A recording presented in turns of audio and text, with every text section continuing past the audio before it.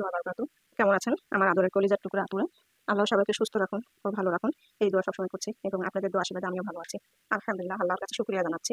তো আপুরা, আজকে আমি আপনাদের সামনে হাজির হয়েছি গাছ আলু, মানে অনেকে বলে মাইটা আলু, মানে মাটির নিচে অনেক বড় বড় যে আলুগুলো হয়, সেই আলু আমি আজকে একটু গরুর গোশে তেল, একটু সামান্য গোশ দিয়ে আমি রান্না করব। তো আমি অলরেডি কড়াইয়ের মধ্যে দারচিনি ও সরিষার তেল দিয়ে দিয়েছি।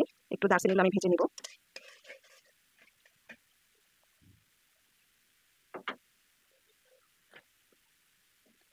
এবারে আমি দিয়ে দিব পেঁয়াজ কুচি।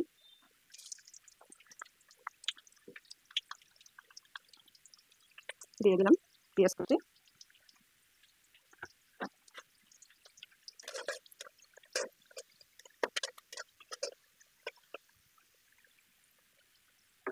এবার আমি আদা রসুন বাটা দিয়ে দিব। দিয়ে দিচ্ছি আদা রসুন বাটা।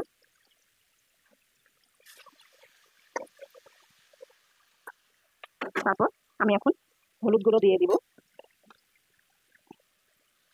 হলুদ গুঁড়ো দিয়ে দিলাম। দিয়ে দিব শুকনো মরিচ গুঁড়ো। এবার আমি একটু ধনিয়া গুঁড়ো দিয়ে দিব। সামান্য একটু পানি দিয়ে দিব।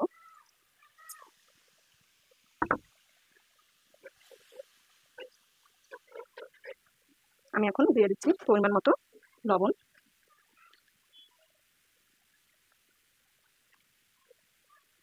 লবণ দিয়ে দিলাম এবং এখন আমি দিয়ে দিব গরম মশলার গুঁড়ো।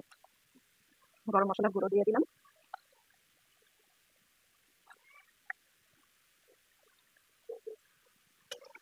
আমি মশলাগুলো ভালো করে একটু কষিয়ে নিব।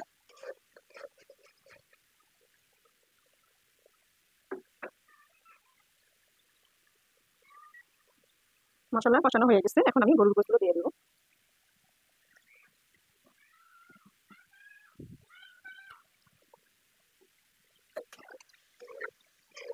আপুরা, গরুর গোশ দিয়ে গাছ আলু বা মাইটা আলু, যে যাই নাম বলুন, এই আলুটা খেতে কিন্তু অসম্ভব মজা লাগে।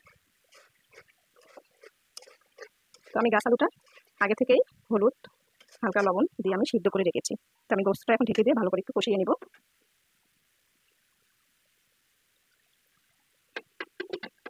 ঢেকে দিলাম, একটু ভালো করে গোশগুলো কষিয়ে নেব।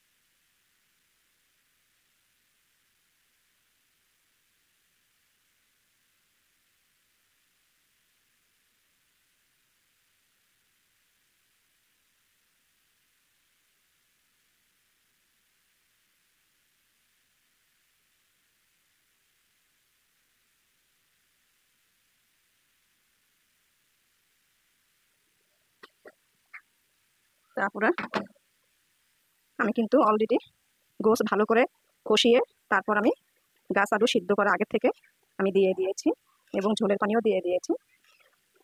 আপনারা অবশ্যই ভিডিওতে দেখেছেন। এই আলুটা অসম্ভব খেতে ভালো লাগে। এই আলুটা দুই রকমের হয়, একটা লাল আর একটা হচ্ছে সাদা। তো সাদা আলুটা খেতে খুবই ভালো লাগে, আর যেটা লাল ওটা একটু তিতো তিতো লাগে। মাটির নিচে অনেক বড় বড় হয় এই আলুটা। তো অনেকে আছে শুটকি দিয়ে খেতে পছন্দ করে, কেউ আছে চিংড়ি মাছ, ইলিশ মাছ, গরুর গোশ, যে যাই পারে রান্না করে খাওয়ানো যায়। খুবই ভালো লাগে এই আলুটা। তো আমি এখন ঢেকে দিব।